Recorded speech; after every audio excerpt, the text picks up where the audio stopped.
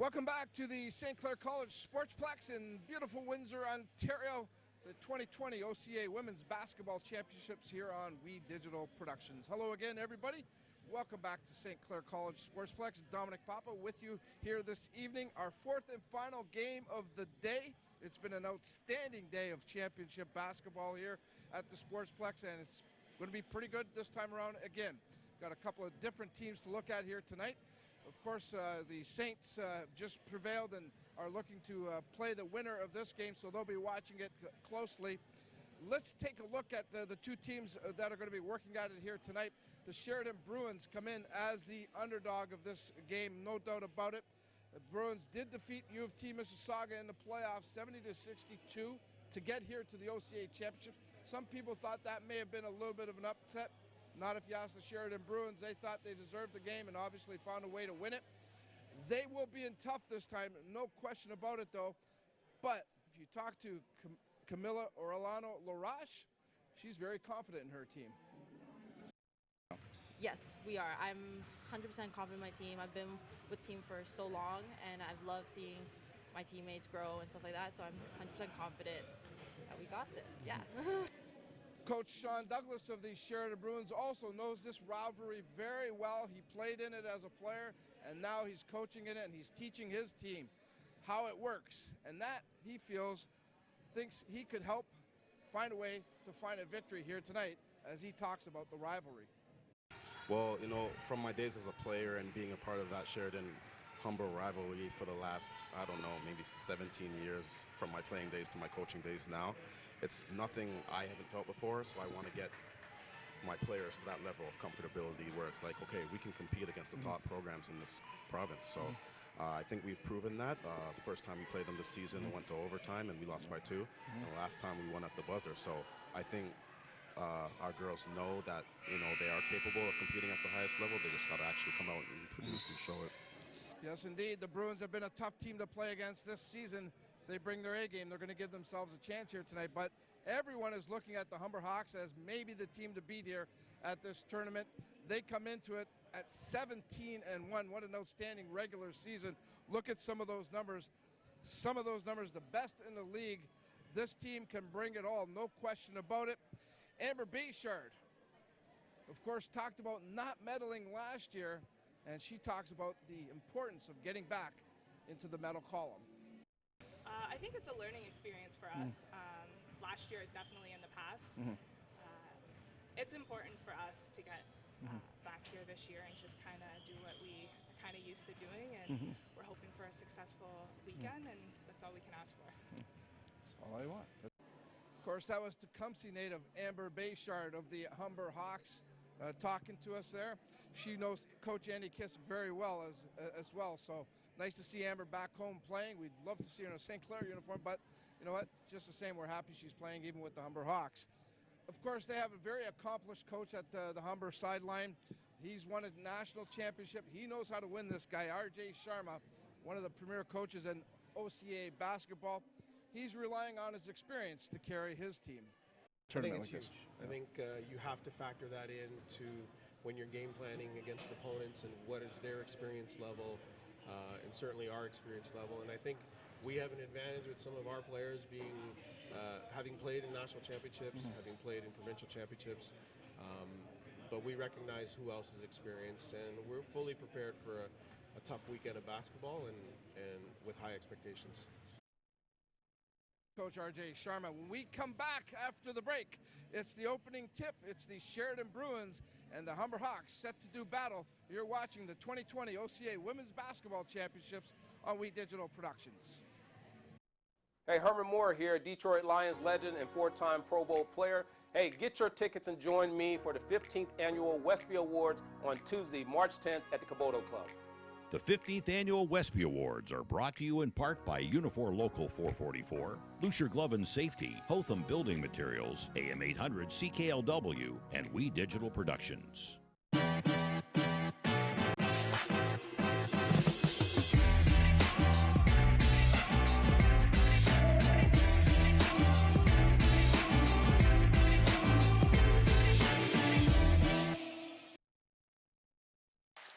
Welcome back to the St. Clair College Sportsplex for the final game of this first day here in the 2020 Women's Basketball Championship in the OCAA. The Sheridan Bruins and the Humber Hawks are set to do battle. I'm Aaron Sanders, SCP Justin Prince, and I think I've used this so many times, JP. This is going to be a heavyweight battle. Everybody knows about the rivalry, and everybody knows how close these two teams have been in the regular season. What more can you ask for, and what more can you expect from the Bruins and Hawks tonight? Well, tonight the pressure is absolutely on because first off, Humber coming into the tournament red hot with a strong starting lineup. Sheridan coming in as the underdogs with a 500 record. It's going to be a thrower. Starting lineups for the Bruins: Lauren Jarekis, Sydney Charvis, Ashley McDonald, Devin McKenzie, and Teresa Brown.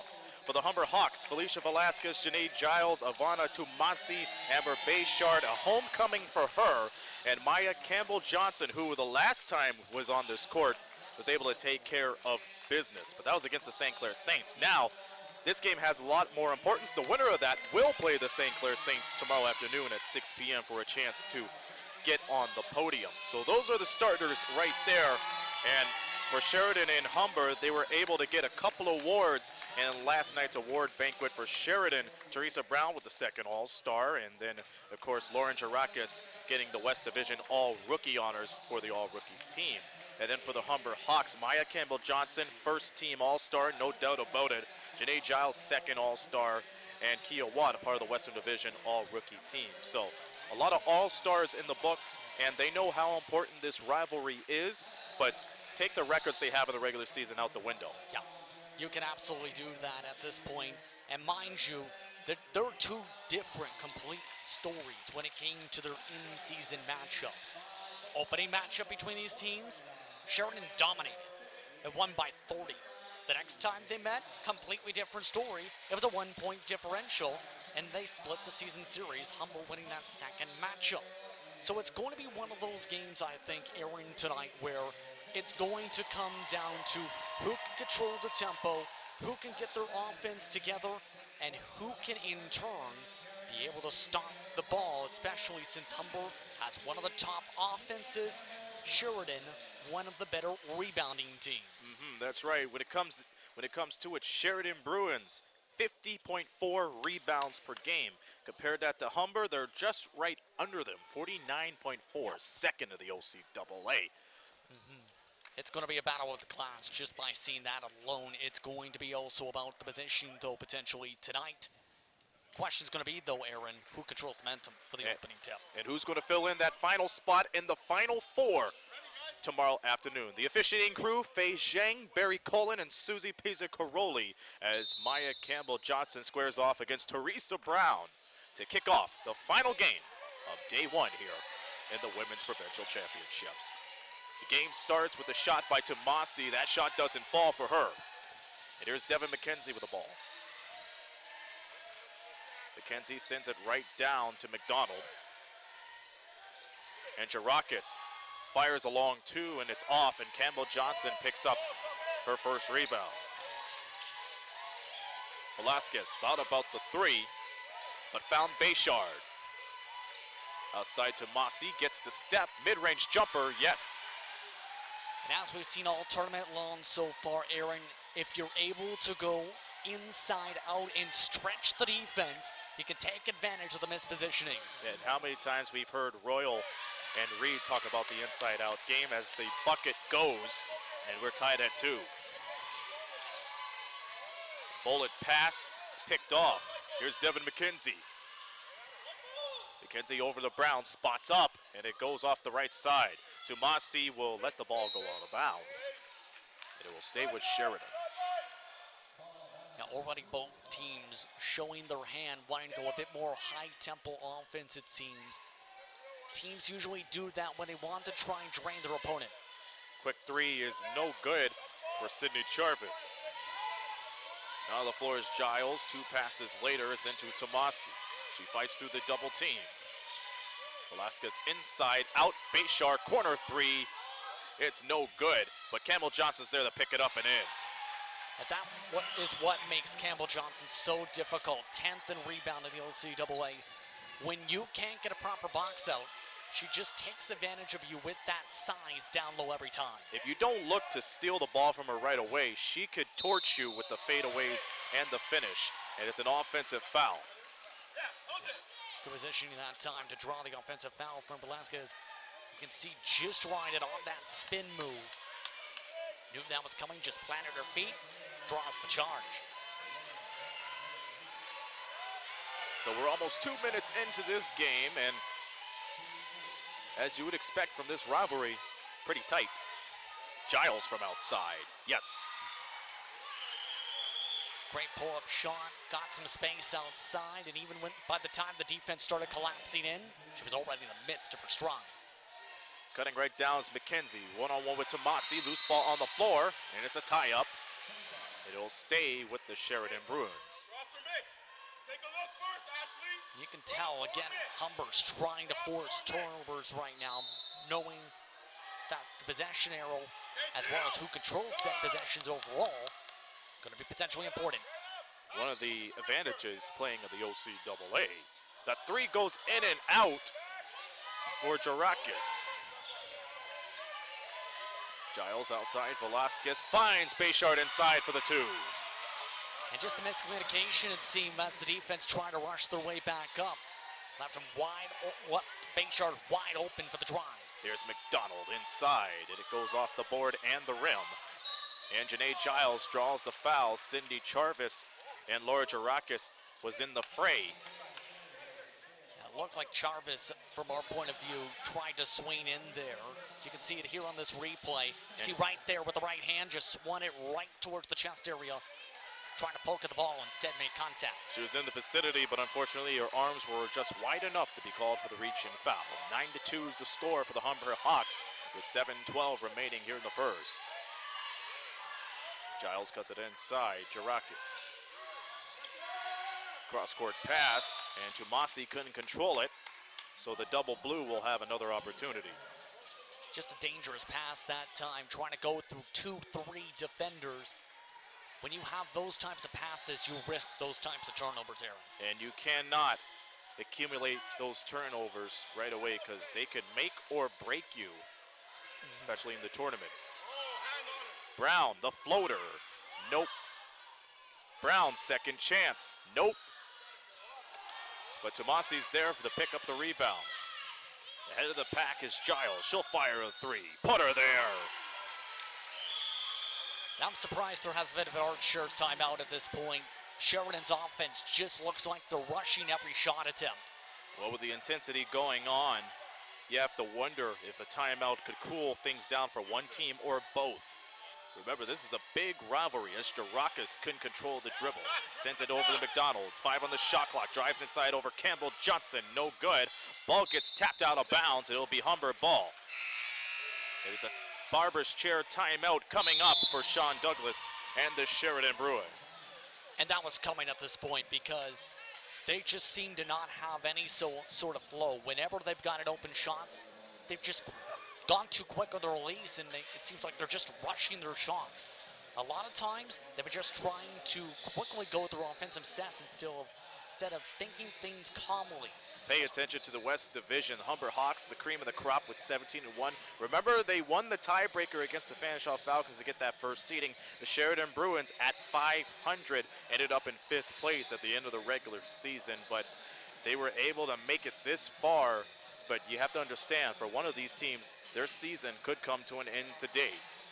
And that makes this rivalry matchup even more so important and even more so tougher, because these teams played each other tough in that matchup we talked about, where it did go to overtime, in fact, for the buzzer beater at one point to pull one of the W's in that matchup. So at this point, you got to remember, Humber is just a year removed, mind you, from winning 4 straight OCAA championships.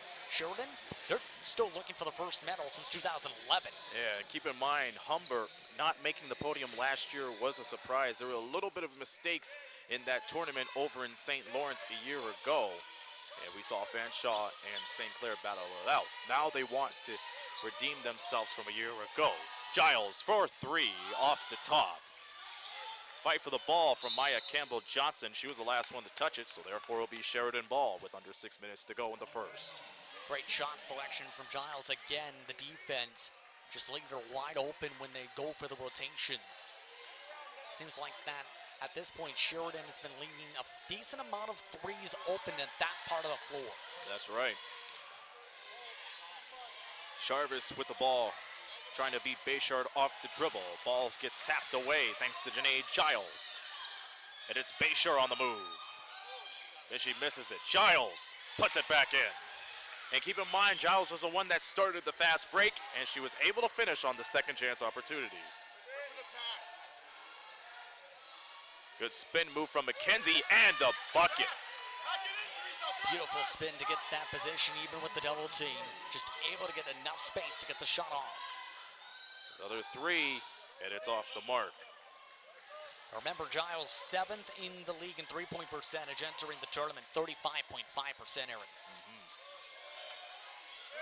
Brown guarded by Giles. Drivers trying to make the move on Bayshard. Crossover dribble, fires it, yes. And that's poetry in motion. A beautiful release for a one-time West Division All-Star. Back to Humber. This time, Ivana Tumasi gets the triple to go, and it's now 17-6 Humber. I'd expect some type of defensive adjustment at this point. Again, that part of the floor from beyond the arc continues to be left open. So the ball goes out of bounds. Yeah, the Bruins trying to keep it inbounds down that baseline, but unfortunately, just standing on that line, and that will trigger some substitutions, Aaron. So on the floor for the Humber Hawks, we see Velasquez, Brittany English, Bayshard, Maya Campbell-Johnson, and Kia Watt. As Bayshard tries to go right in, but kicks it right back outside. Velasquez for the three, it goes off the top. Bayshard with the rebound, into Campbell-Johnson, and she draws the foul.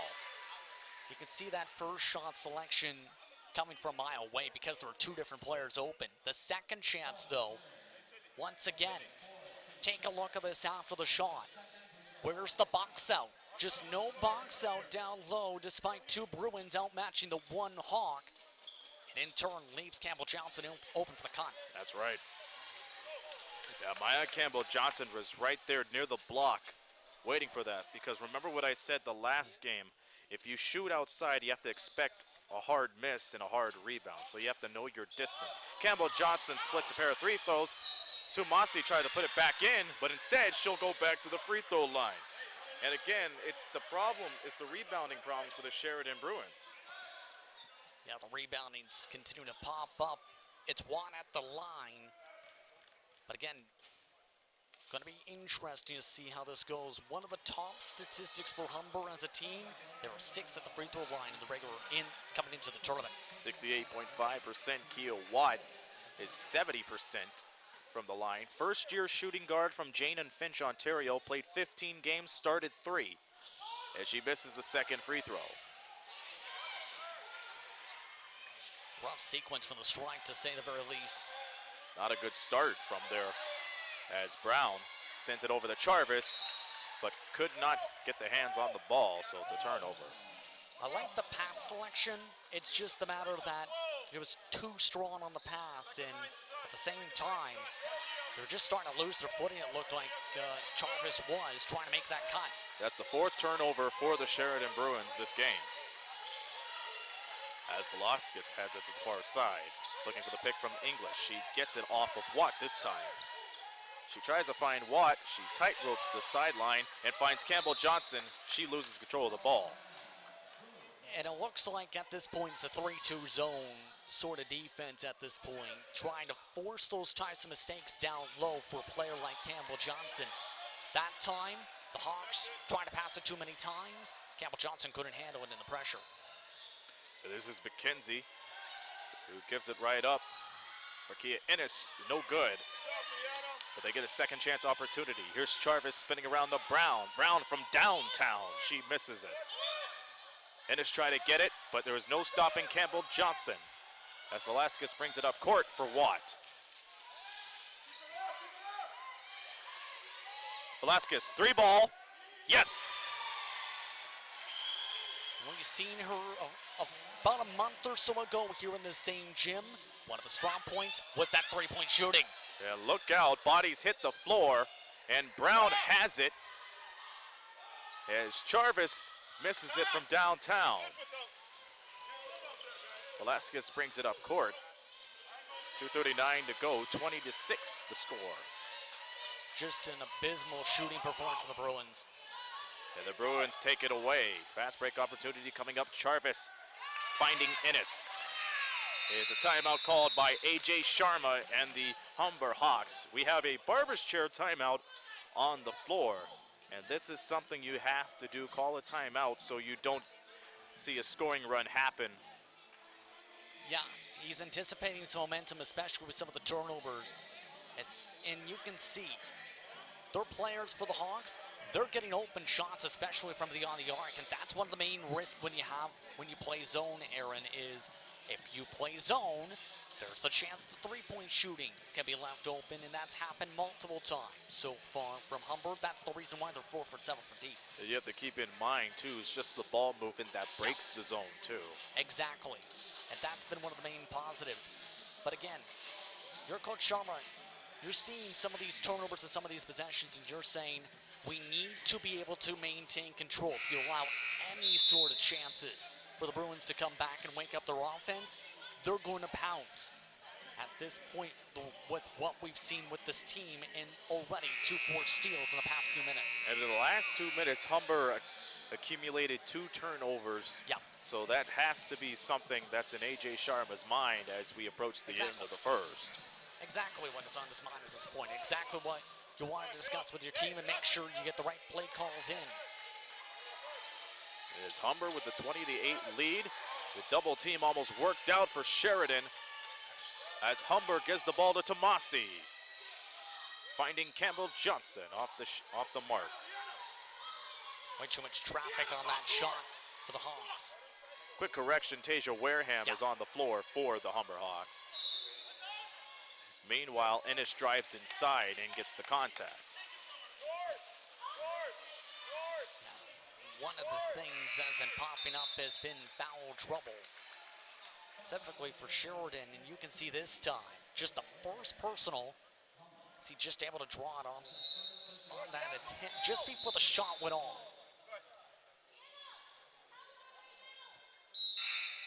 And Keo Watt checks back in for the Hawks. As the shot clock is at 15. And Ashley McDonald will inbound it. Finds Ennis. And they work around the perimeter. Ennis gets the ball back. And she finds Liana Rose Villegas. And McKenzie puts it in as the shot clock expires. Good shot for the post, good composure to get it just off in time to beat that buzzer. Tomasi sends it around. Travel called on Brittany English. Yeah, just stuttered with the left foot, dragged it along the court. And as we've seen many times, these officials in this tournament are strict when it comes to any sort of stutter like that for the travel. That's right, and Jalen Bui comes in for the Humber Hawks.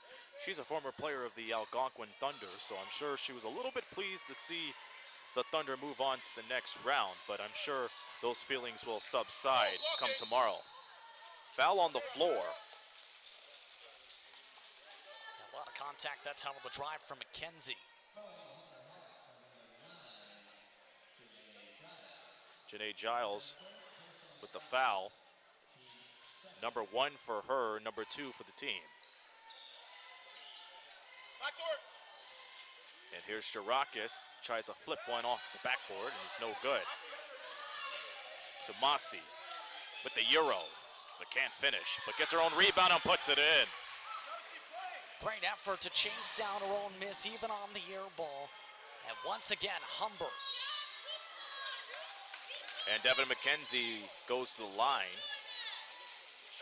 She'll shoot 2 free throws. And we're seeing both of these clubs going coast to coast. Just the first time, pardon me there, Aaron, we've seen a shooting foul. Humber's defense has just been that good, not allowing any types of shots even to that caliber. McKenzie misses the second free throw. And coming down with that rebound was Jalen Bui. And here's Giles trying to work the room near the baseline, but the Hawks throw the ball away. That will be turnover number 6 for the Hawks.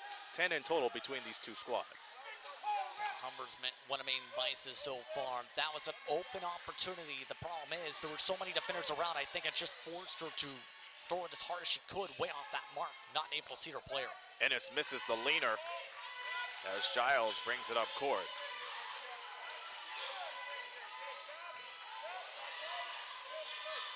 There's Giles finding an option for Tasia Wareham. A foul on the play that will send Humber to the line and will put Sheridan over the limit. Surprised that they're going to go to Brittany English, who was wide open there, but she didn't see it in her peripheral. Instead, trying to go for the triple team, but lucky to still have the second chance shot from Tomasi to draw herself to the line. A 75% free throw shooter in the campaign. And Tomasi gets the tap dancer to go. Remember, she played and started 15 games. Scored more than 15 points in 4 games, got a season high of 18 points against this very Sheridan team on their home court on October 29th. And that was one of the games we were talking about a little bit before. That was an interesting matchup. Shot clock 13, game clock 18. And here's Shirakas from downtown, and she gets it to go. They count that as a long 2, and it's now 24-13. And it's taken away. Here's Ennis on the move. On front of her was English. That leaner doesn't go. Final seconds. And Wareham can't get it all the way there, and that's it for the first quarter. Humber 24, Sheridan 13. Second quarter coming up.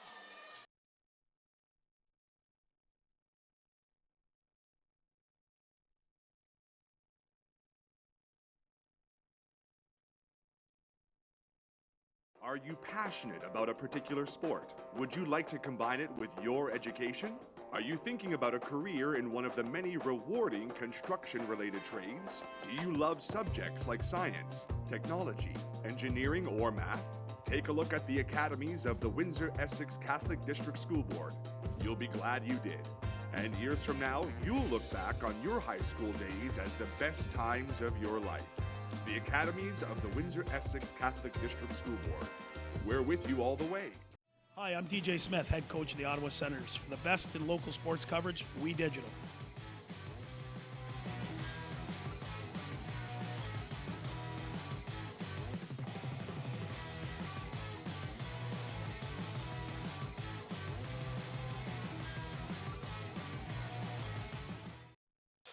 Aaron Sanders alongside JP Justin Prince in the Mont On Time Express broadcast booth. Welcome back to the thrilling conclusion of day 1 of the 2020 OCAA Women's Basketball Championship. And from what we've seen so far, JP, in the first 10 minutes, it's been Humber all the way, but the one thing that stands out to me are the turnovers. 11 in total between these two squads. Humber with 7, however.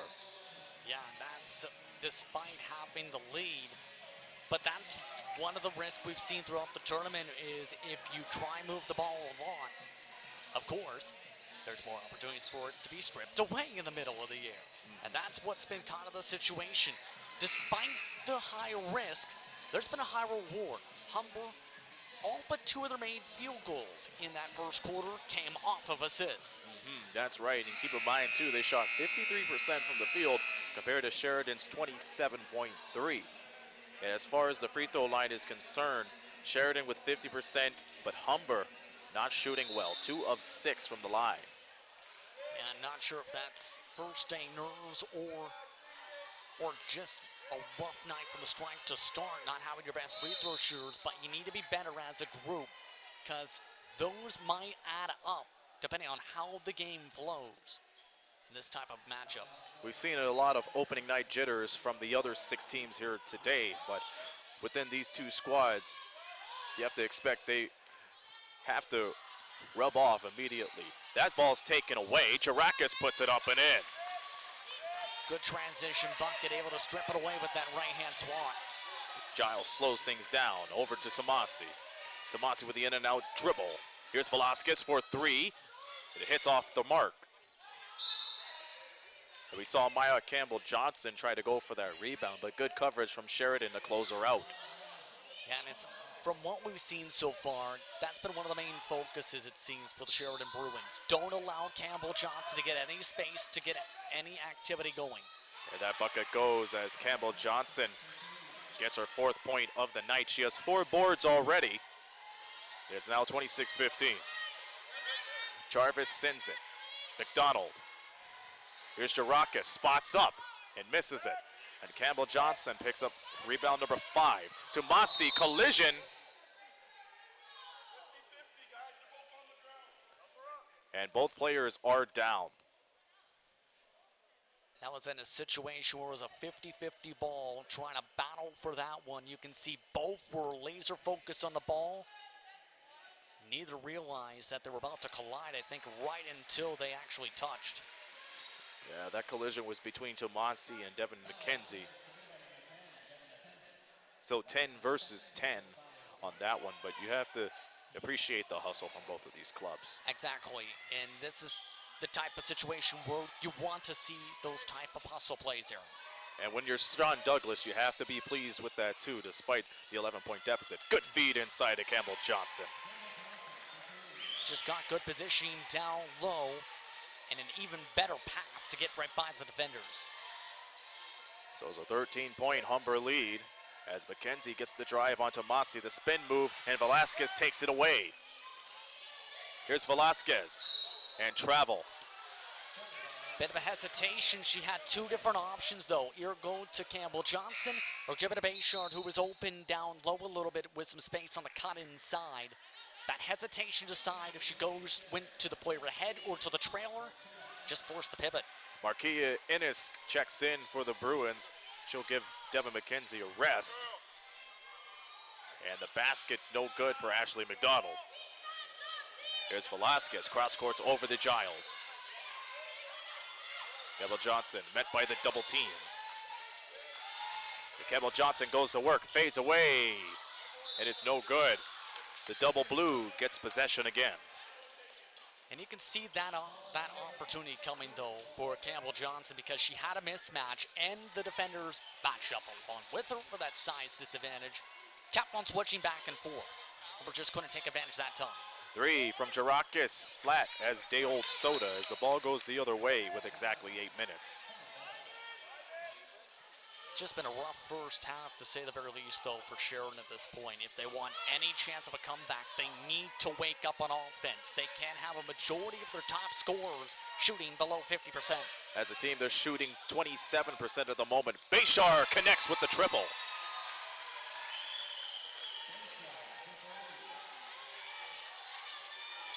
And it's Jarvis who cross-courts it over to Innes. A 3 ball. No. And Velasquez hustling up the court is Tomasi, guarded by Innes. Tomasi in from the left. Stops in her tracks. And Velasquez going for the leaner and banks it in. And this is just not looking good for Sheridan. Just ice cold, just 2 points scored in the past 3 minutes. Keep in mind, Humber missed the podium last year, so they're seeking redemption from a year ago. Brown misses the shot, and Campbell-Johnson gets another board. She's on double-double watch, believe it or not. Oh, I believe it. Johnson misses the easy shot, and back come the Bruins. Jarvis guarded by Bayshard. They move the ball inside as Innes tries to get the jump hook to go. Whistle on the play. Yeah, that time just drawing the white whistle on the contact from the post. Tomasi just got a little bit too tight on that post hook. Meanwhile, English and Watt checks back in for the Hawks as we take another look at the Velasquez bucket. And for the Bruins, Camilla Orellana-Larrick checks in. Yeah, and you can see once again, force the overcommit. The defender just tried to go for the reach, and when you don't get that steal, you have that type of situation where it leaves the player you're trying to defend wide open. Yeah, we've seen many of those situations here today as Velasquez picks up the rebound for the missed free throw. Tabasa driving, going for the Euro step and all, but cannot get the two. And Tomasi, with great hustle, knocks the ball out of bounds. The thing is, on that shot selection, just too much traffic, but despite that, it's just been a stellar first half, I think. There's still some things, though, for Humber to discuss, I think. Once in these next few minutes at the very least, to try and clean up, but they have just been able to control the tempo and play the game the way they've wanted to today. And shooting 54% from the field as McDonald's tries to swoop right in, but that doesn't fall for her. English, chest pass, the three, it's no good. Even Coach Douglas could see that one coming in terms of transition when you leave a player that wide open, Aaron. You have to close out. And Brown steps inside for the jumper, and that doesn't work out. Here's English to Velasquez. Velasquez inside, Campbell Johnson with the fake, falls away, yes! Oh baby, talk about a nice step back. Just able to get that little bit of a shimmy as well to try and get that extra space.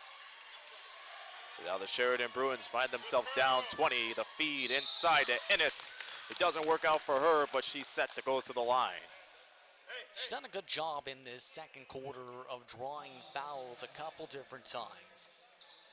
That time the good cut in. Humber knew at that point, I think, Aaron, you don't want to leave just an easy bucket for what would be just your second made field goal of a quarter. You want to make them work for it at the stripe, and as we've seen so far, the Bruins have had to work for it. She's been one of the players that's been working real well off the ball to get rewarded as the first free throw goes. Marquia Innes shoots 63% from the charity stripe, played all 18 games and started 2 of them. 8th in total blocks, 18. Amassed a double-double and scored more than 10 points in 4 games. So both free throws go for her as it's now 35-17. We're almost halfway into the second quarter.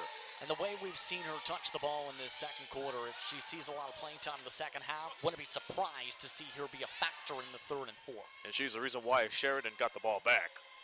Jarvis, what a step over Blee, and gets the shot to go. Sheridan all of a sudden starting to wake up a little bit, able to get some space for that open J. Velasquez feeding Wareham. English with the fake over to Velasquez. She'll fire it, and it goes from downtown. And again, Humber continues to just swing the ball outside and work for any space for their open three-point shooters. There's a foul on the play. Jalen Bui reaching in for the steal. And we see Teresa Brown right there leading her team with nearly 15 points per game. 264 points in all 18 games and scored 20 points in 3 different occasions. A good scoring season for her. But an ice-cold game overall, still looking to get on the score sheet. And so is Kia Watt, but this time she sends it over. It's Velasquez, falls through with her shot, puts it up and in. And Sean Douglas calls a timeout. And that will be the last of theirs. This timeout brought to you by the Barber's Chair as we take one more look at Velasquez, the speedy demon. My goodness.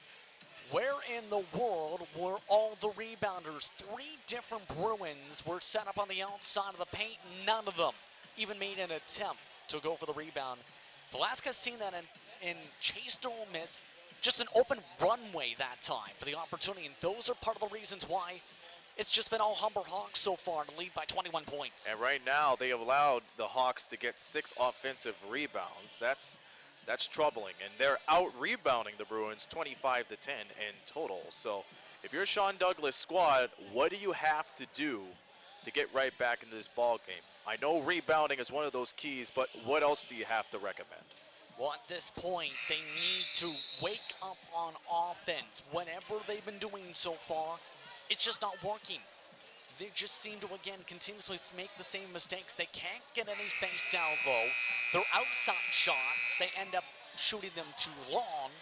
And in turn, it feels like they're just pressing on every offensive set, hoping that it somehow goes in. That's in part why they've just struggled all second quarter. If they don't get that shooting together, it doesn't matter what they do in the glass, because they're going to still get more opportunities left for the Humber Hawks for them to try and push the tempo. Interestingly enough, Sheridan has 5 turnovers compared to Humber's 10. That shot from Brown doesn't fall. Second chance opportunity this time as Ennis gets the floater, but she's off to the line. Wouldn't be surprised to see more touches for Ennis. The way she's been able to attack the basket and draw fouls. Once again, Euro step, gets the defender to jump, and she's drawn just about all the personal fouls against Humber this quarter. And with that, Humber is over the limit, and Ennis is back to the line. Free throws have not been very kind to either of these teams. 50% of the field, make that 4 of 7 for Sheridan, 33% for the Humber Hawks. And that's all on a total of 15 fouls in this game. Good trip though for Ennis. But again, I think that's an error. One of the things you have to do with Sheridan. They're not getting space. Take advantage of it. Forced Humber into even more foul trouble. And Brittany English, Sydney Jarvis slaps the ball out of bounds. So Humber will inbound it from the sideline. Bui with the ball. Bui sizing up on Ennis. Flings it over to Giles. 8 on the shot clock. Velasquez fires away. It's good. And she called bank on that one as Humber now has a 22-point lead. This is why she was one of the stars to keep an eye on, I think, for both of us in preparation for this tournament. Can hit threes with defenders in her face, such as those. Ennis pots up, and it goes in and out. Giles with the board. Velasquez, the Giles. And too many steps as Humber commits a travel. Again, just carried her feet, trying to pivot to the left. And that's in part contributing to some of these turnovers. A couple travels going against them today. And once again, both of these clubs met in the regular season twice. And they were very close games. This is a different story as Velasquez almost tapped it away. And Brown will bring it up court. Brown got shoved, and the ball will go the other way.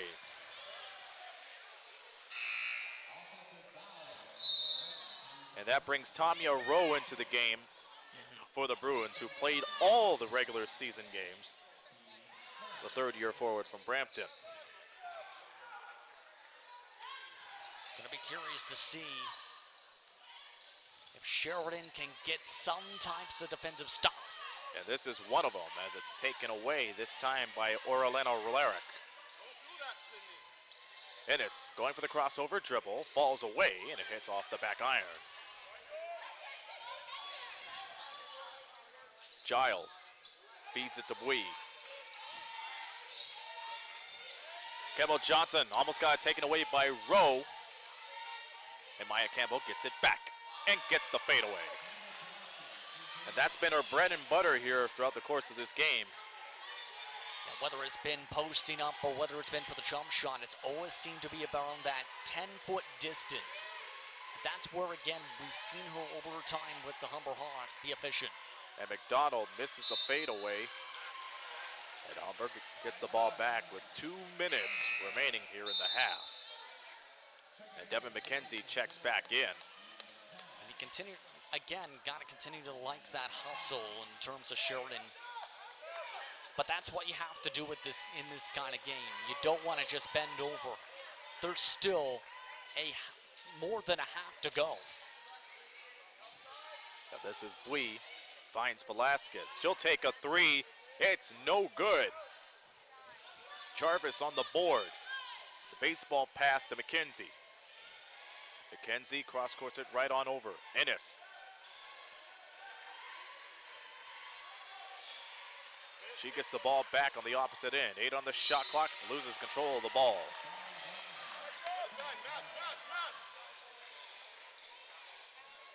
This has just been, again, a rough second quarter. And Markia Innes leads scoring for Sheridan with only 6 points. Something has to give here as we're winding down the moments here in the first half. Velasquez finding Giles, and it's no good. Even with that miss, again, the zone defense has been the consistency. Sheridan needs to switch that up, I think, in the second half, or else Humber's going to keep going that way. Jarvis almost got the circus shot to go, but that takes her to the line. And we'll take a look at this right here, and you can see Bayshard jumps right there because that first juke, and just tries to rush back to prevent the shot. In turn, makes a lot of contact for the foul. Yeah, too much of it. Jarvis knocks down the first free throw. She shoots 53% from the free throw line. It's part of the first team All-Star last year. Was able to get a season high 18 points on November 13th. Final minute of play here in the first half.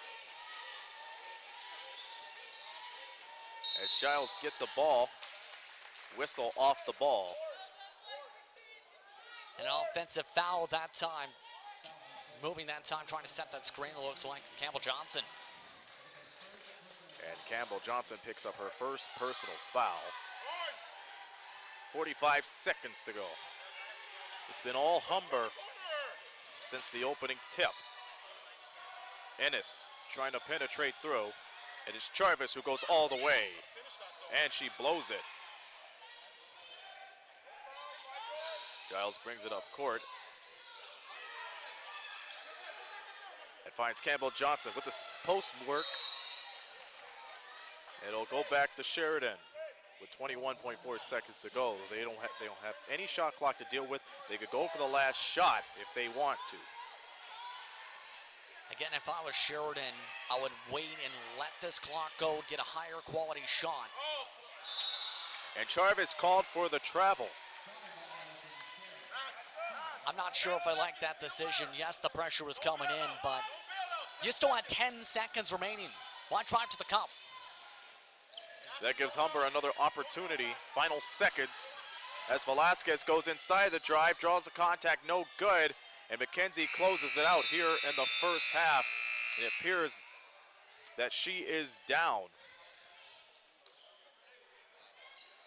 But that ends the first half as the Humber Hawks lead 45-23 against the Sheridan Bruins. Stand by, Dominic Papa will have the halftime report. That's next.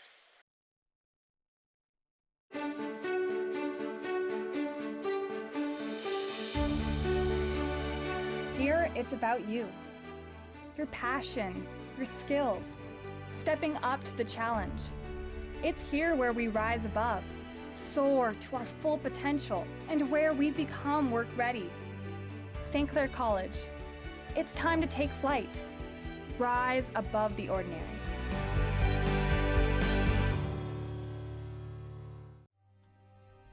Like our champions, we know what it takes to win. Every day we put on our uniforms and we strive to be the best. Ring after ring, we keep practicing until it becomes second nature. Our craftsmen have put in thousands of hours to master their trade. And when things get tough, we make the adjustments needed to stay on top. Barron Championship rings. This is who we are.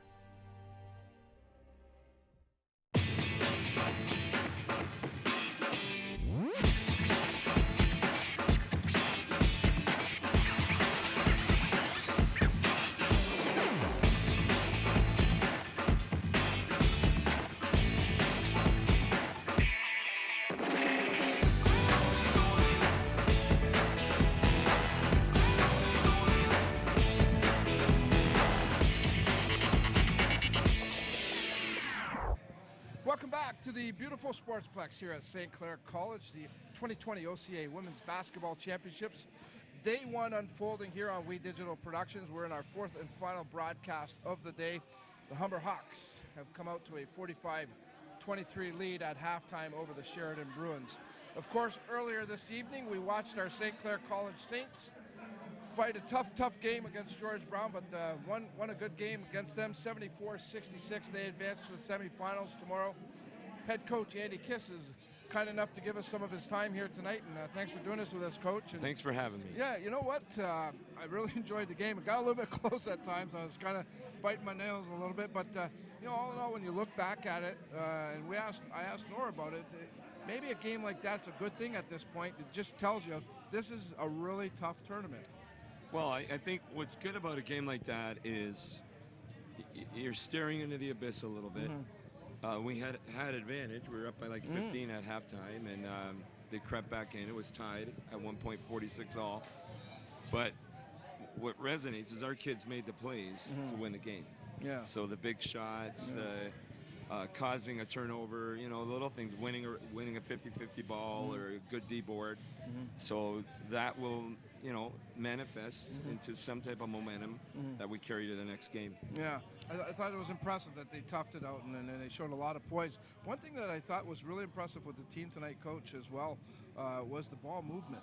They really found the open man and made things happen. How happy were you with that? Oh, I'm very happy. One of the things we've talked about is in our losses this year, we didn't have ball movement. It was, you know, your prototypical one-on-one ball, or even somebody taking on two people on a drive or trying to create some. You get the ball moving, you make all 5 kids play defense, wear them down a little bit, you work some screen action. You know, we like to screen away curl, and that helps your offense. We're not designating exactly who gets shots. We want good shots. And we believe in all 5 players that are on the floor. Yeah. And they know, according to their roles, what the good shots are. Yeah, I agree with you. I think you got some great shooters on the team, of course. Have to bring up the crowd that was here tonight, Coach K. Very loud. Place was packed. I asked Nora about that as well, if she could sense it and feel it. She said, absolutely, we fed off it. You have to be really pleased to see it. Oh, yeah. I mean, Nora's an energy player. Yeah. So she feeds off that. Yeah. And the crowd was electric. Yeah. You know, when the game was tight and we hit some big buckets, and they hit some as well. That's a team of fighters. I told Warren Williams, you know, you got a team of fighters there, and we tip our hat to them. We had to win that game. So, yeah, the crowd was fantastic.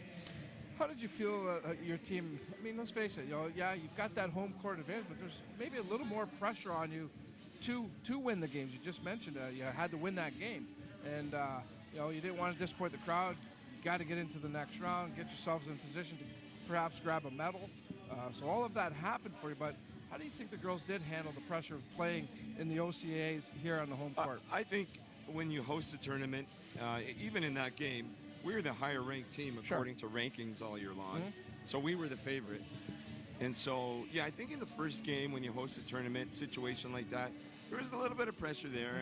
But again, credit to the kids. They faced it, and they did what they had to do to win the game. But I think here on, I think we're going to play with a little bit more of a comfort zone, a little more confidence, knowing that, you know, it's looking like this game is Humber's. However, it's still a 40-minute game, and Sheridan's proven they can come back from being down against Humber. So, you know, we'll see who wins and go on to the next one. And with that said, Coach, you're going to see a different opponent tomorrow. And does the game plan change a lot, or do you deviate away from what maybe has been successful for you, depending on the opponent? You are who you are in terms of your style of play. However, your game plans are different for different teams. You know, teams have strengths and weaknesses, and certainly you want to try to exploit their weaknesses and attack their, you know, handle their strengths. So, no, game plans are specific to the individual team you play. Sure. I'm sure you told the girls straight home tonight, right? Well, we told them at halftime of this game we wanted them to leave the facility to get their rest tonight. Yeah, just stay focused and stick to routines. Exactly. Coach, congrats on the win today. Thank great you very stuff. much. You guys are representing the college tremendously. Thank you, Dom. Keep up the great work, and hopefully more good times tomorrow. Thank you. Much appreciated. Head coach Andy Kiss of the St. Clair College Saints. He has his team into the semifinals, and also with that, they do get guaranteed to play for a medal. So that's all good news for the Saints ladies basketball team. A quick timeout. When we come back, the coach, Royal Church, will join us. We'll break down the first half of the game between Sheridan and Humber.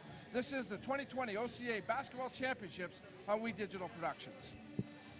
On Time Express has all of your delivery needs covered with a fleet of 50 vehicles, including cargo and sprinter vans, along with 24-foot straight trucks. It doesn't matter if the freight is big or small.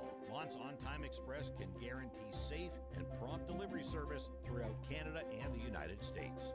Licensed to broker freight throughout North America, Mont's On Time Express features same-day delivery service, along with a state-of-the-art dispatching system and live GPS tracking assistance. Mont's is fully insured and Canadian bonded and has certifications with FAST, CTAT, PIP, and SmartWay. Mont's On Time Express is open 24 hours a day, 364 days a year. To get your delivery moving, contact Mont's On Time Express at www.montsontime.ca or call toll-free at 877-250-8282.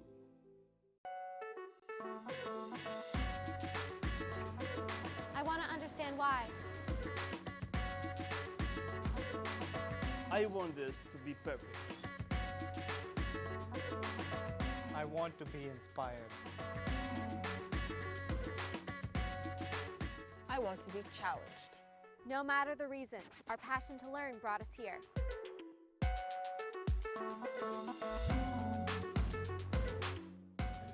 Welcome back to St. Clair College and the OCA 2020 Women's Basketball Championships here on We Digital Productions. Our fourth and final game of the evening unfolding here. It's the Humber Hawks and the Sheridan Bruins doing battle. The Hawks have grabbed a surmountable, a very sizable lead, I should say, 45-23 at halftime.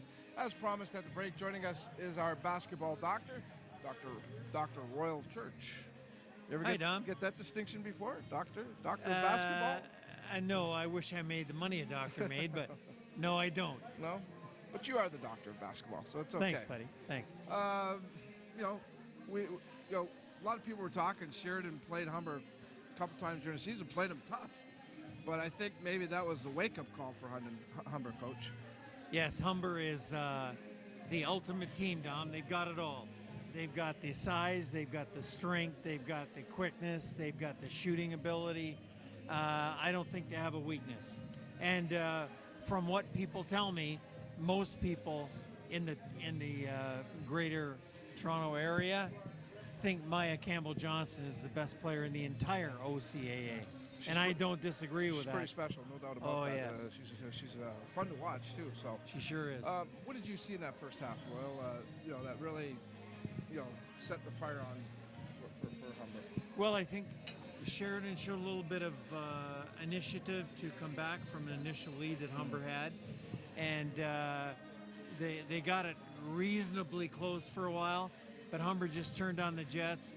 And Maya Campbell-Johnson shoots that step back fadeaway jump shot that most guys can't do correctly, and she does it perfectly.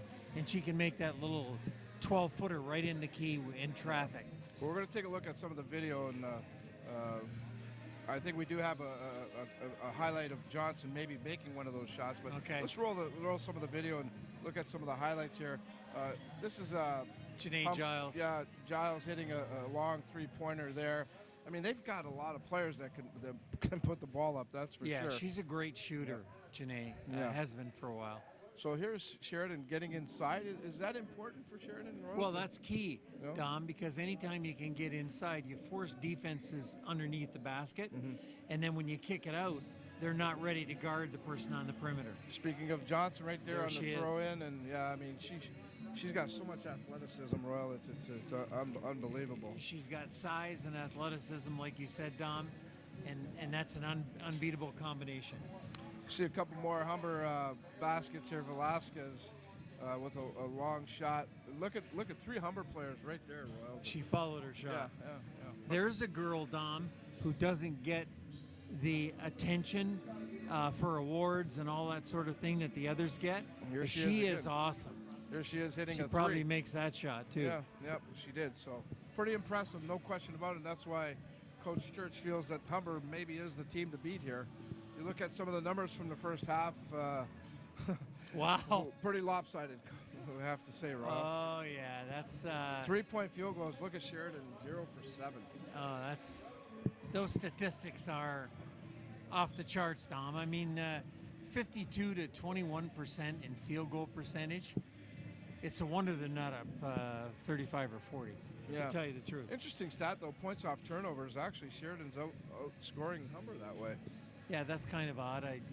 I would have never guessed that. Another key stat, though, you look at the rebounds, and the Hawks have doubled Sheridan there. So the rebounds, the Humber has hardly gone to. They haven't gone to the line as much as Sheridan. So there's some weird stats there, but the bottom line is the first one. So if you're coach, I mean, again, I always ask you, Coach, because you've coached for so many years and know this stuff. But let's go into the Sheridan room with Coach Douglas, and his team's down again, sizable amount here. How does he rally the girls? Well, I think you have to go. You can't make up that kind of deficit in a few minutes, Dom. So he has to tell his team, hey, let's win each minute by a point. Yeah. And then we'll try to gain some momentum, maybe get close enough that a few breaks might give us a chance to win at the end. Yeah. And if he approaches it that way, and his players have to buy in, and I think they would, they might have a shot. But it's a huge task.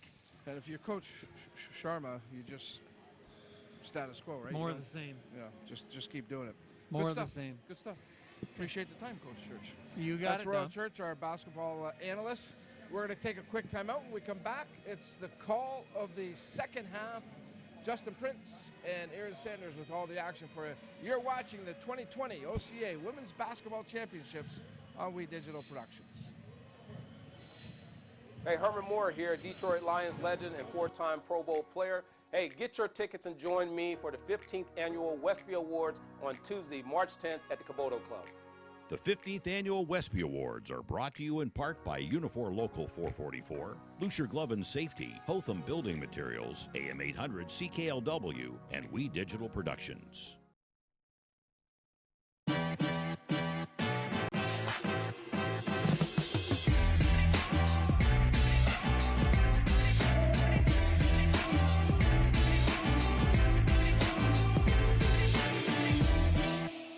Are you passionate about a particular sport? Would you like to combine it with your education? Are you thinking about a career in one of the many rewarding construction-related trades? Do you love subjects like science, technology, engineering, or math? Take a look at the academies of the Windsor-Essex Catholic District School Board. You'll be glad you did. And years from now, you'll look back on your high school days as the best times of your life. The academies of the Windsor-Essex Catholic District School Board. We're with you all the way. Here we go with the second half as we see the score. The Humber Hawks lead the Sheridan Bruins 45-23 as we welcome you back here to day one of the 2020 OCAA Women's Championship. Aaron Sanders with JP, Justin Prince in the Monts On Time Express broadcast booth, and looking at the stats along with Dom and Royal JP. It's night and day at this point. Humber basically taking the lead out of this in terms of points, in terms of stats. The Sheridan Bruins, I'm sure they had a lot of talk about going into the clubhouse at halftime. Yeah, just take a look just over right shoulders towards their bench. You can see some long faces, but at the same time, as Royal said, you get some runs, you start chipping away at the gap, there's a chance you can come back and win the game. But it all starts with making shots. You can't just make 8 field goals and be happy. And McDonald misses that layup to start the third quarter, but Tomasi gets one of her own.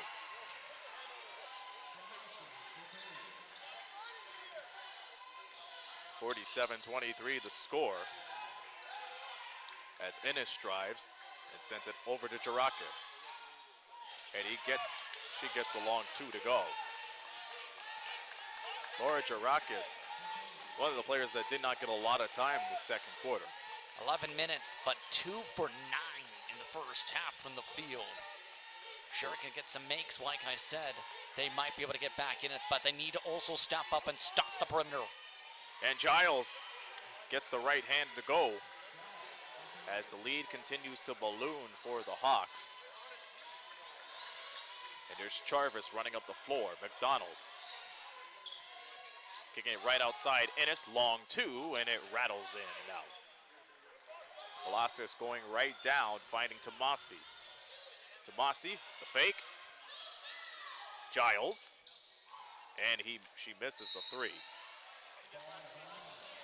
And thinking about the way Sheridan's playing on offense, it's one thing to give the ball to Marquia Ennis all the time. You think she would get the go-ahead basket. But keep in mind at her stats at the end of the first half, only 1 for 5 and 4 or 6 from the free throw line. That has to be concerning for one of your forecourt players. Yeah, in terms of scoring, that possession right there has to be an area of concern. And Maya Campbell-Johnson, another concern for the Bruins, but this time Ennis picks up the rebound. So the winner of this will play St. Clair at 6 p.m. tomorrow night. As Shirakis gets the jumper to go. That count that as a long two. She's starting to wake up a little bit, and one of those players who Sheridan needed to get something from. And here's Tomasi off the mark. Velasquez gets the rebound. Another chance for the Hawks. What a step from Velasquez. She fades away, and it's no good. Really good size-up move to get some space there. Just too much to the right. Zarekis sends it right inside, and Brown gets the two to go. That's her first bucket for the evening. Started 0 for 7 for the ball game. But the Bruins starting to get some open shots all of a sudden. They're starting to change things up on the offensive end. Tomasi with the fake and the make. On the downside, the Bruins are starting to allow a lot more inside opportunities once again. If you want to go outside and force that shot, I'm sure. Jarvis, Ennis, top of the key, and it's no good. And Jarvis chased down the rebound. Brown driving through the double team, puts it up, no good, but that sends her to the line.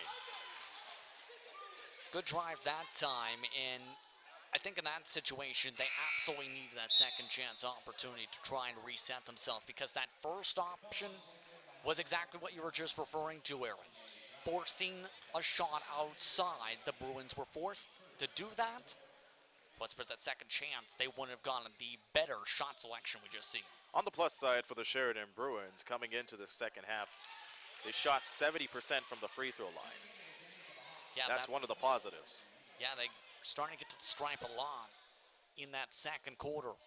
I think if you do that and force a lot of the Hawks into foul trouble, yes, there's the risk of missing touches right there. However, you start putting the Hawks in foul trouble, you see some of those star players have to go to the bench, you could potentially take advantage. And what did Royal say at halftime? Take it 1 minute at a time. Brittany English gets the tray to go, and it's now 54-30. Yeah, she's been left open multiple times from deep. Finally gets one of the shots from deep to go. And Jarekis, flustered by English, tries to spin around, finds an outlet option to Ennis. As she drives right into the baseline. A bit of hard contact. We were going to have a look. Yes, indeed, right here. You can see straight into English. English trying to cut her off. And they're going to say it is Humber ball, Aaron. Offensive foul. No correction. It appears they went out of bounds. Yes, indeed. You've seen it right there on that replay, too, with the ball being poked out on the drive. Here's Campbell-Johnson, fades away, and Jarvis gets the rebound. Jarvis in from the right, floaters, no good. And English, met by the double team, goes through Brown. And Tomasi with the fake. Velasquez spots up for the three, and it's no good. Smart extra pass, just couldn't get the shot to drop. Brown, Euro step, fires it. And scores. That sends her to the line for the and one. Good transition bucket. Sheridan has something to build upon. You see that move inside. Just gets enough of separation to get a release off and able to make it with that contact. And all of a sudden, after being an 0 in the first half, Brown's starting to wake up. Mind you, this is one of the better free throw shooters in the entire OCAA. That's right, shooting at around 81.4%. That's 6th in the league. As Humber retains the lead by 19. Tomasi tried to follow through with a rebound, tie-up. Seen an opportunity to try and draw that jump ball right there with the open opportunity.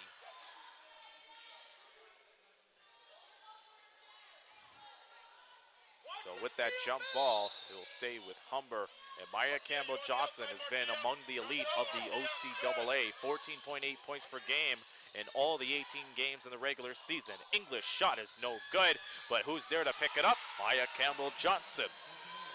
And right there, that is one of the epitomes when it comes to Campbell-Johnson, not just with that post vein, it's talked about by Royal Church, but it was well the rebounding and the efficiency. Top 8 in field goal percentage coming into the tournament. If you're defending Maya Campbell-Johnson, you know that's an interesting onus, and she's on the ground at the moment. Yeah, she was the one who got the foul called against her. By taking some contact towards the face, maybe. But she's able to laugh it off, which is a good sign. Here we go again with the replay, and yeah, she got smacked right into her jaw area. Well, that's why you make mouth guards, right? Or have mouth guards potentially in play. You've seen her taking one of the mouth guards out before. They protect the teeth in situations like that. And your jaw. Yes, indeed. Curl Watson working on the room, falls away, and travel is called on Curl Watson. Curl Watson is one of those switch players from Brampton, played 12 games this regular season. Tried to look like spin in and try to draw the contact. That's why she chucked it up. At the same time, though, she carried her feet. Yeah, but Campbell-Johnson did a good job creating just enough space for her to commit that travel. Good feed, Maya Campbell-Johnson to Amber Bayshard. What a quick bullet pass, leaping up to be able to get over top the defender.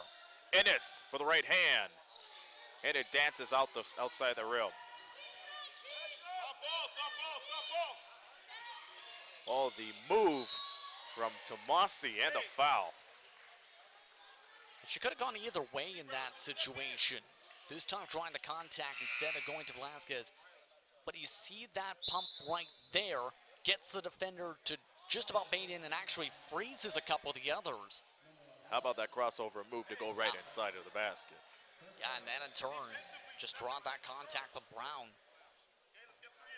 And Ivana Tomasi at the line connects the first free throw. She shoots 75% from the field. Scored more than 15 points on 4 separate occasions. And that one goes, and Tomasi now has 15 points. And when it comes to Humber, there's just a lot of depth on this team, especially in the starting 5. Anyone can go off at any moment. Carol Watson's on the scoreboard as she connects.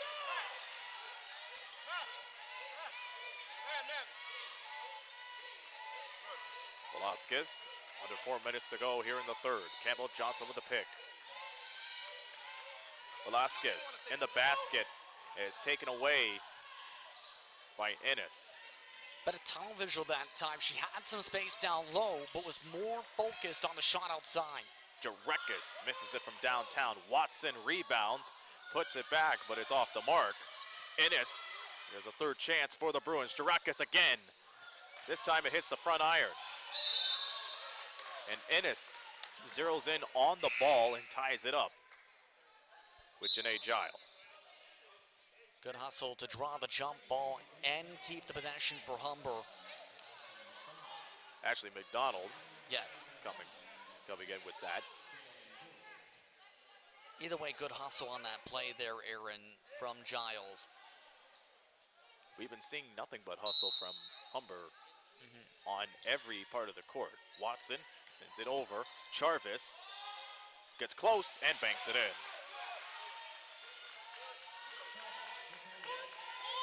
60-37 is the score. Approaching 3 minutes.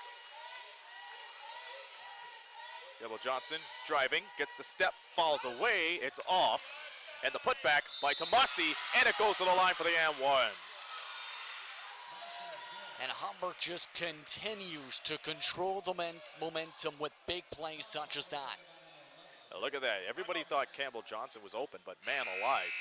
Great positioning to be able to get the putback. And quickly the Bruins overcommit, draws the contact, and in turn triggers the Barber's Chair timeout. And it is a Barber's Chair timeout for the Sheridan Bruins. They find themselves in a hole right now, 62-37. And now it's a matter of finding some way to regroup. And we saw in that previous play, JP, that Tomasi was just heating up here as we take a look at some of the highlights here in the third quarter. Yeah, that was a great pass to be able to jump over top the defenders once again. But players such as Tomasi, it's been more so the inside game that's been one of the key points in this third quarter. Humber, it was talked about potential status quo. They've changed it up to where they're not just able to hit the outside shots where they were relying more on that in the first half. They're relying more on the inside shot and just carving holes in the paint. In the summertime, coming in August on We Digital Productions, the return of Fratman football. The St. Clair Fratman with a new sports park coming up and under a new ownership, the St. Clair Fratman will do battle on the field once again in the Ontario Football Conference, and you can catch coverage for all of their home games here on We Digital Production. And I'm sure you're excited to be back on the call for those games because this is a Fratman team that has a lot of history and a lot of legacy. Absolutely. It's been a thrilling past couple seasons if you've been following along for the Fratman, and big for St. Clair College as well. Now with the program, following along with Jeff Belarjon and then specifics with the program, lots of excitement for the season. Absolutely, as Tomasi tries to feed it. Campbell Johnson saves it. My goodness. Velasquez downtown. Potter there. Even with the impressive save, where's the defense? The possession was still going. Everyone just turned around and left her. And Ennis has the ball. And McDonald drains it.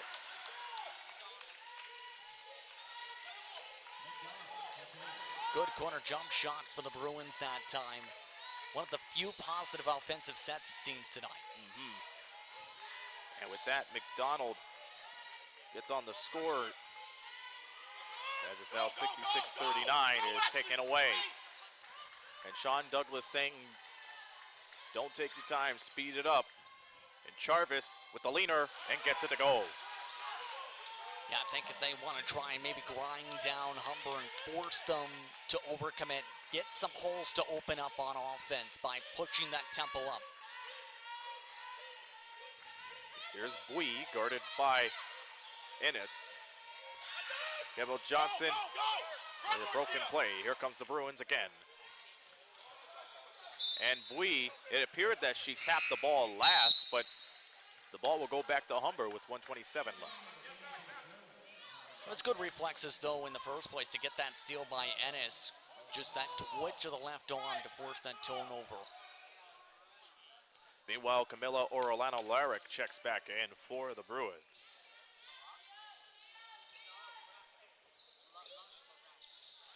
They move the ball around, and turning it over was Teresa De Silva.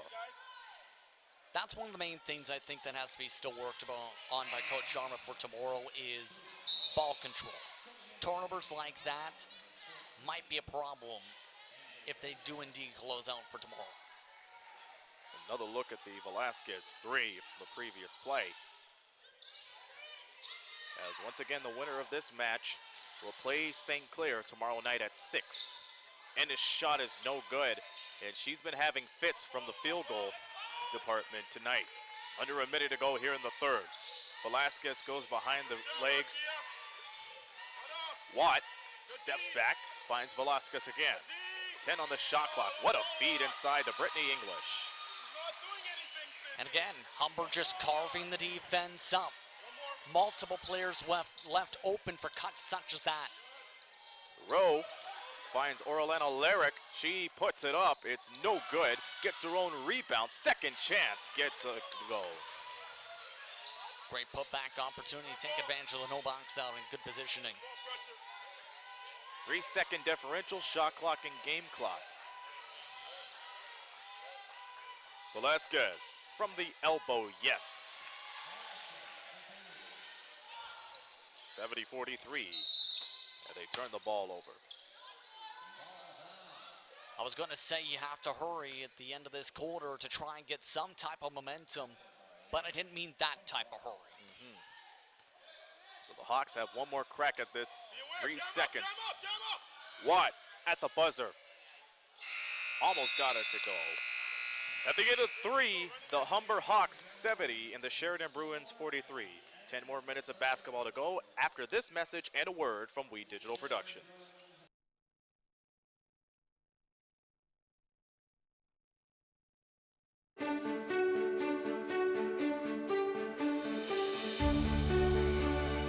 Here, it's about you. Your passion, your skills, stepping up to the challenge. It's here where we rise above, soar to our full potential, and where we become work ready. St. Clair College, it's time to take flight. Rise above the ordinary.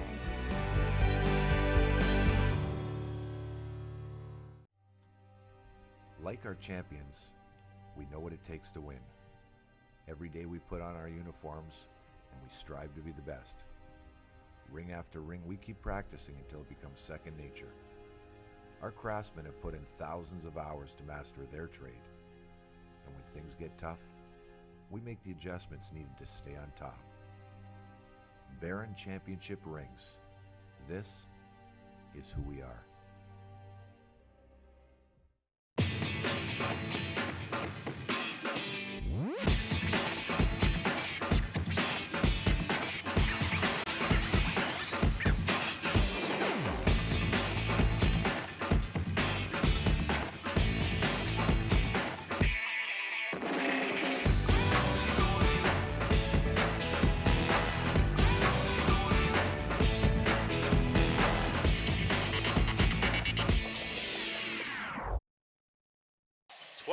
Minutes, 10 more minutes of basketball as we welcome you back to the Sportsplex here on We Digital Productions. Aaron Sanders, Justin Prince here in the Monts on Time Express broadcast booth as we are set to get underway here in the fourth quarter.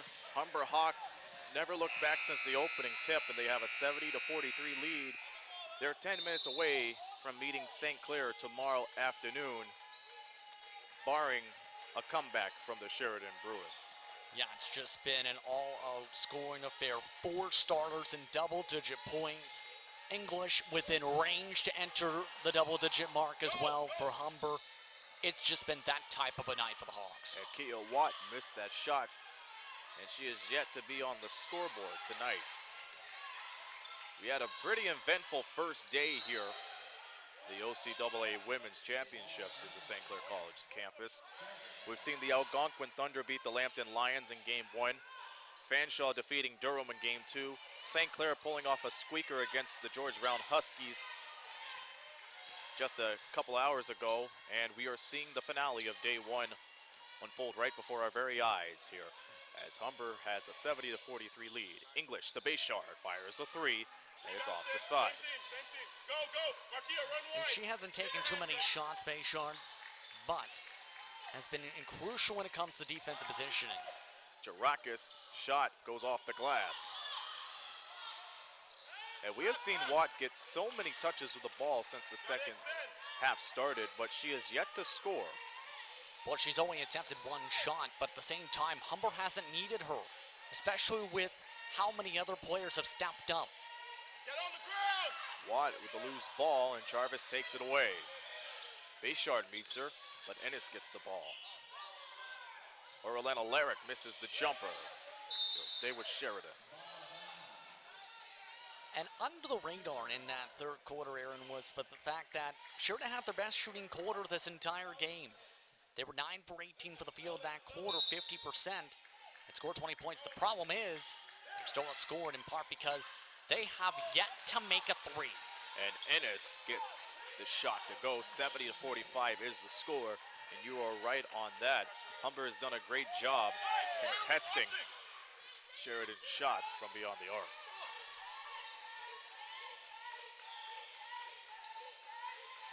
And this is English over the Giles. Goes from downtown, and that hits the iron.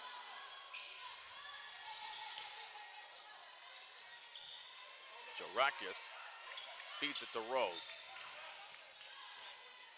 Inside, Orlando Lyric falls away. It's off. Gets her own rebound. And finds an open Jarakis. Yes. Smart pass, and she was one of the positives in the third quarter. That makes it 47 points for Sheridan.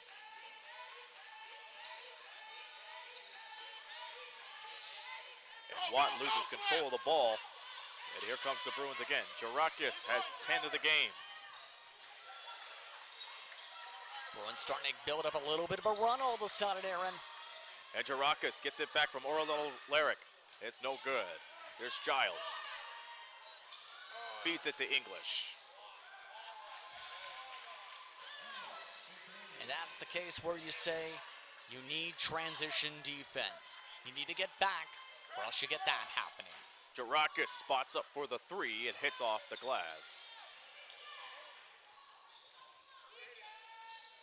And Giles didn't need Watt on that one, and she gets the finger roll to drop. And you can see that opening all the way from over here. Just the defense did not have anybody set up for that type of drive in that space. Orlando Lyric gets 2 more. That's 4 points for Camilla Orlando Lyric. English going with the dribble outside. Watt for 3. And the three-pointers haven't been a factor for either team here today, as Ennis doesn't get that shot to fall.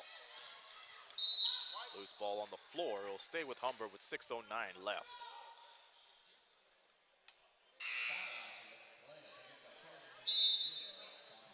At that time, too much commotion in that scramble with a loose basketball. Jaden Dunkley, Ashley McDonald, and Teresa Brown checks back in for the Bruins. One more look at this play. Yeah, you seen that contact right before Humber picked back up the basketball. Knocks over the player, 50-50 situation. Humber wins those odds this time. And Giles has it. It's back to Velasquez. Good fake from the three is no good. That was Cassandra Kushney. And Tomasi goes right in and draws the foul. Good shot selection the first time around, and again, Humber continuing to just force this defense to make foul situations such as this. Again, seeing an opportunity to cut inside.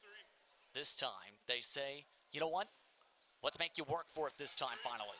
Sumasi has been busy today. Perfect from the free throw line. 18 points, 4 rebounds, 2 assists. She knocks down the second free throw. Just been an all-around affair, really, though, Aaron, when it comes to the scoring. Multiple players in double-digit points, 12 of them total.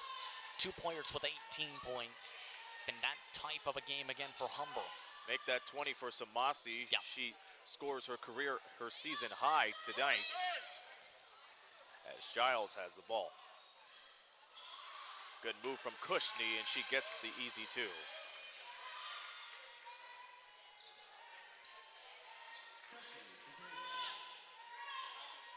And McDonald feeds it. That 3 goes off the top of the glass. And that was Corinne Fototopoulos, or Jaden Dunkley, I should say, with the ball. And that's a foul. And good awareness from Cassandra Kushney. And again, the frustration starting to build, I think, if you're the Sheridan bench, because again, Why take that foul in that situation? You can see that was off the bad pass and just a little bit of an aggression foul, almost like, or a hustle foul rather, where just English seeing the shot, wanted to force her to the stripe instead, and all of a sudden Sheridan now has 3 team fouls. And Jarvis was right behind on the play. Yes. Cassandra Cushney, this is her first time on the court tonight. Loose ball on the floor, and Watson picks it up. And that leaves Dunkley in for 2. 78-51 to score. The projected schedule for tomorrow: Algonquin, Fanshawe, and then St. Clair and Humber.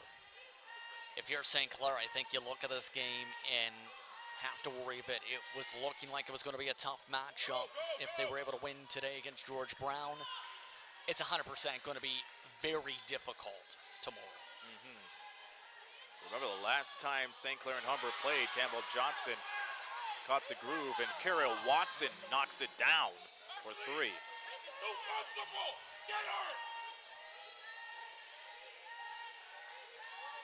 Velasquez guarded by McDonald.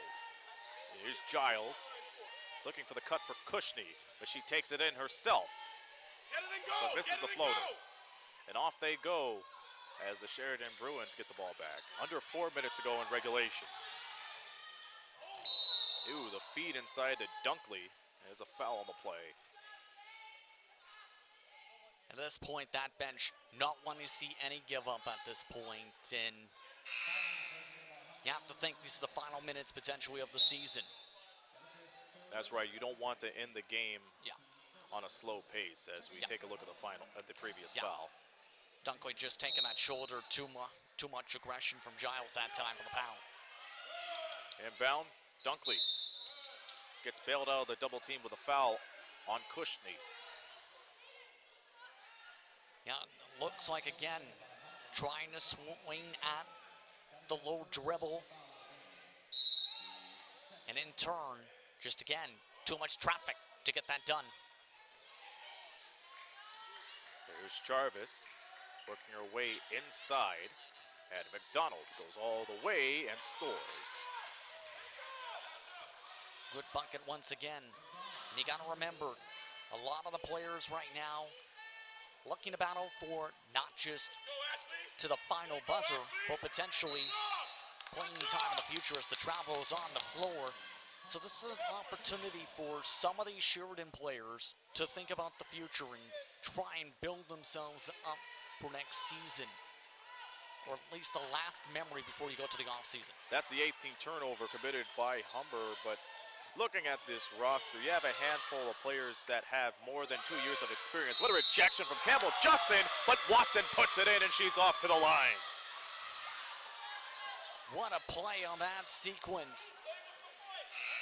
Take a look, you can see just able to chase it right on down and able to get her own miss despite that swap, but able to use that size to push herself forward into Campbell Johnson and force the N1. And Carol Johnson, a rare sight at the free throw line, but she is 70% from there, and she gets the three-point play. Well, looking at this Sheridan Bruins team, only 2 players are in their first year, so a lot of experience to be gained from this. 3. Another foul is drawn. But again, the youth of this Sheridan Bruins team leaves a lot to be desired, honestly. In about 2 or 3 years' time, we may be talking about a very, very tough contender for the OCAA championship. You can see the contact that time, able to get the jaw and the pump. But it was talked about a little bit by Reed Ennis before, where it's hard to think about the big picture. If you're Sheridan, with players such as Mackenzie in their 5th season, many players in their 3rd seasons entering the tournament. Blehans, who has been quiet, in her 4th season. There's a chance of young talent coming in, and you want to keep going each year and not have trouble such as that. Yeah, absolutely. You keep in mind, Sean Douglas is a young coach. He's experienced it on and off the court, playing for the Bruins and now coaching the Bruins. So he knows a thing or two about redeveloping when it comes to a team. Loose ball on the floor, foul called.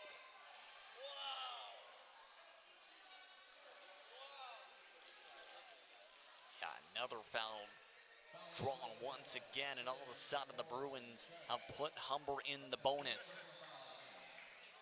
It's just nothing has gone their direction this game. They started off slow on offense in the entire first half. If they had what they did in the third quarter, Aaron, I think we're talking about a whole different ball game. But that slow start just put them in a hole they can never come back from.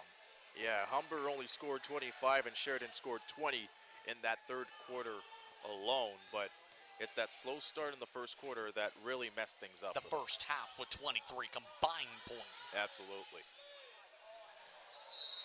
And a turnover from Humber.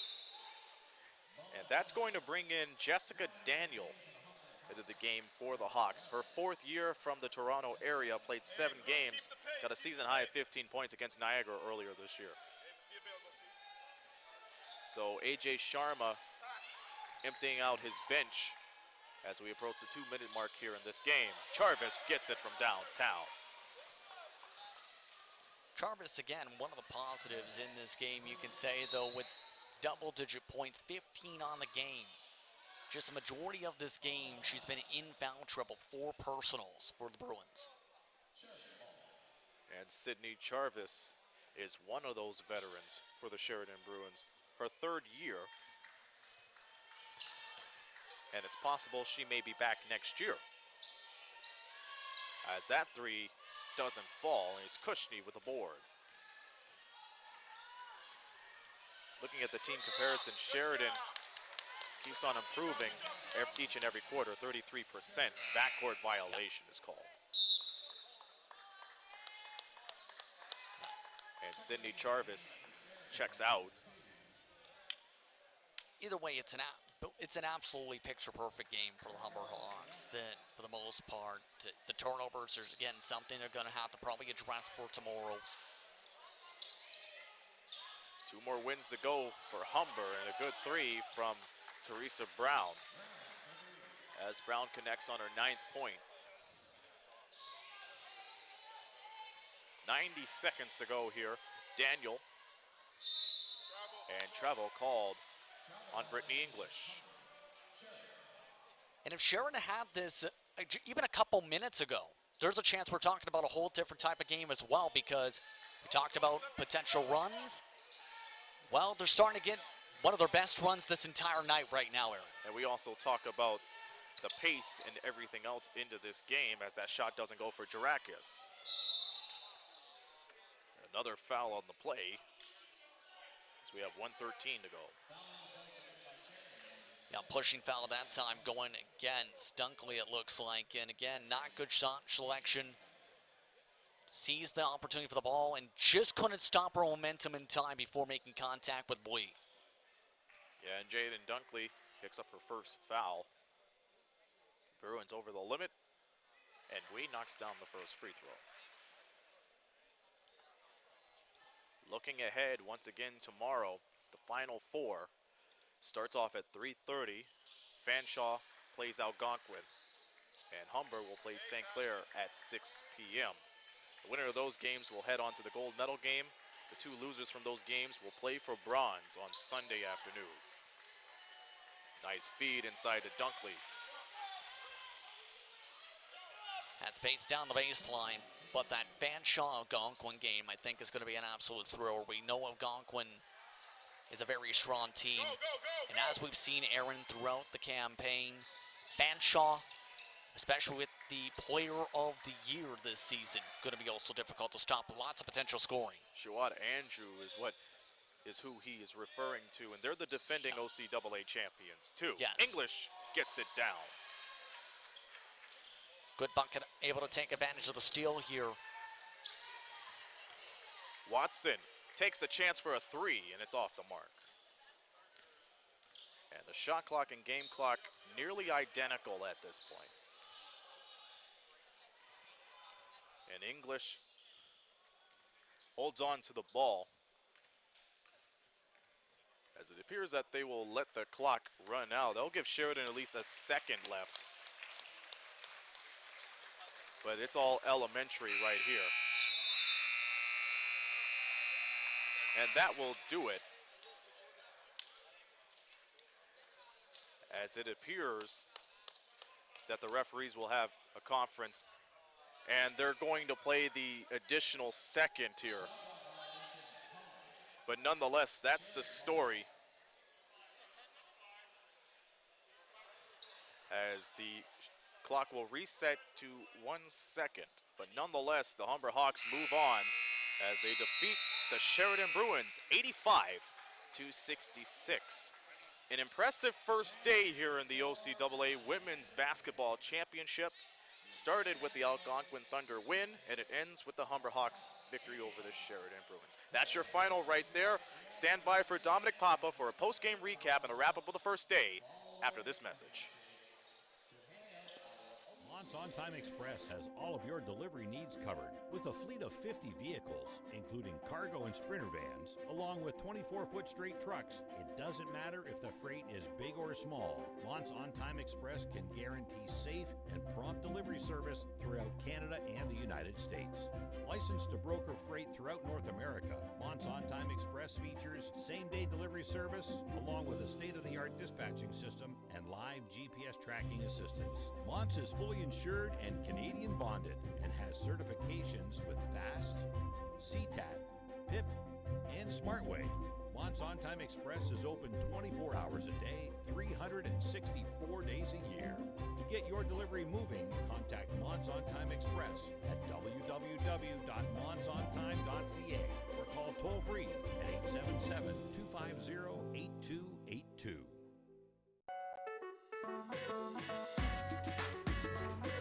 I want to understand why. I want this to be perfect. I want to be inspired. I want to be challenged. No matter the reason, our passion to learn brought us here.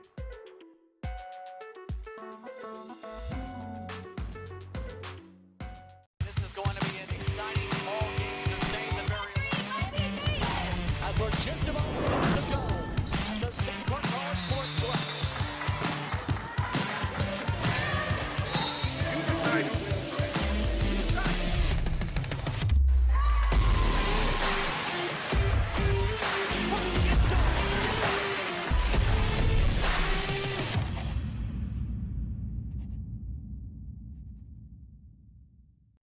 Hey, Herman Moore here, Detroit Lions legend and 4-time Pro Bowl player. Hey, get your tickets and join me for the 15th Annual Westby Awards on Tuesday, March 10th at the Caboto Club. The 15th Annual Westby Awards are brought to you in part by Unifor Local 444, Lucier Glove and Safety, Hotham Building Materials, AM 800 CKLW, and We Digital Productions.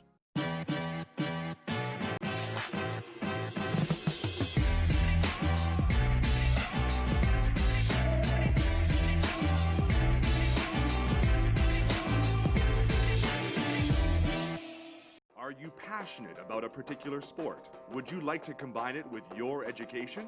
Are you thinking about a career in one of the many rewarding construction-related trades? Do you love subjects like science, technology, engineering, or math? Take a look at the academies of the Windsor-Essex Catholic District School Board. You'll be glad you did. And years from now, you'll look back on your high school days as the best times of your life. The academies of the Windsor-Essex Catholic District School Board. We're with you all the way. Hi, I'm DJ Smith, head coach of the Ottawa Senators. For the best in local sports coverage, We Digital.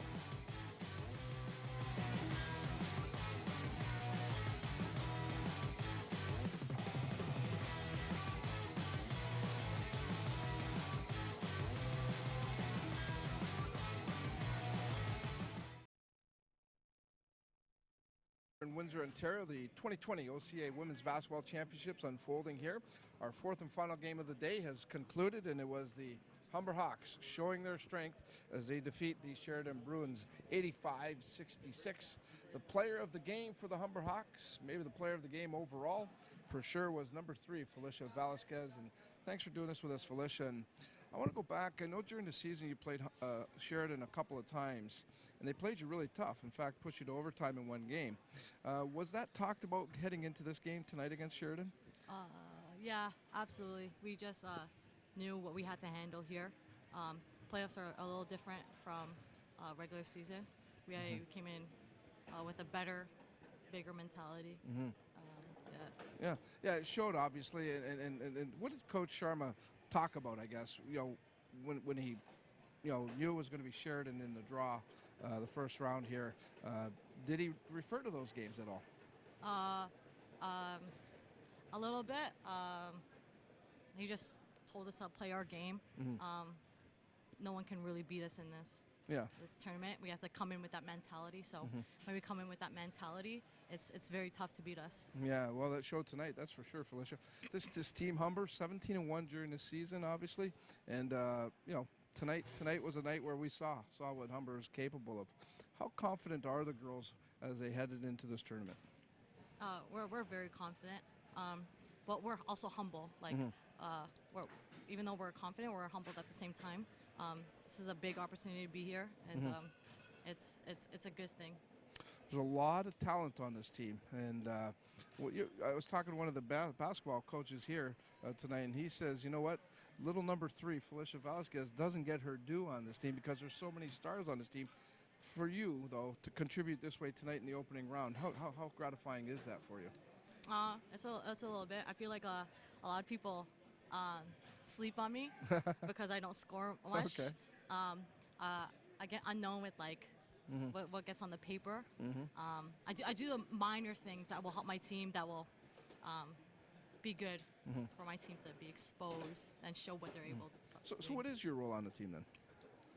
Leading, floor general, I guess you can say, and just holding my team accountable.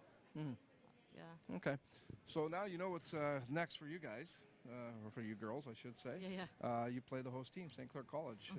Obviously, you know them very well. They know you very well through the regular season. And, they had a pretty good crowd in here tonight. It's going to be loud. How do you approach that game, Felicia? We just do us. We do what we do. We can't let the crowd, the home team get to us. We just got to do what we do.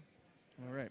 I'll let the viewers know Felicia was really nervous to do this interview, folks, but she was outstanding tonight. She was as good in her interview tonight as she was on the floor. So good stuff, Felicia. Thank you. Congratulations on the game and the win, and good luck the rest of the way. Thank you. All right, here's Felicia Vasquez of the Humber Hawks helping us here with our post game. Again, they win here tonight, 85-66. They move on to take on the St. Clair College Saints tomorrow evening. Well, let's take a look at the schedule, and I can tell you exactly how it's going to all unfold here tomorrow. The Fanshawe-Algonquin game, that's the first semifinal. That'll take place at 3:30.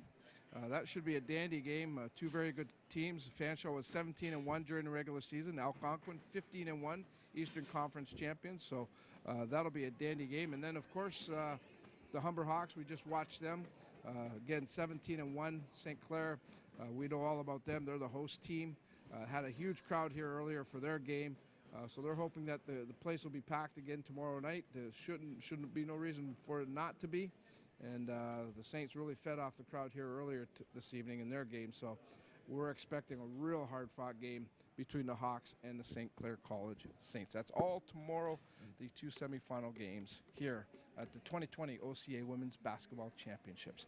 That's our coverage for today. 4 games are in the books.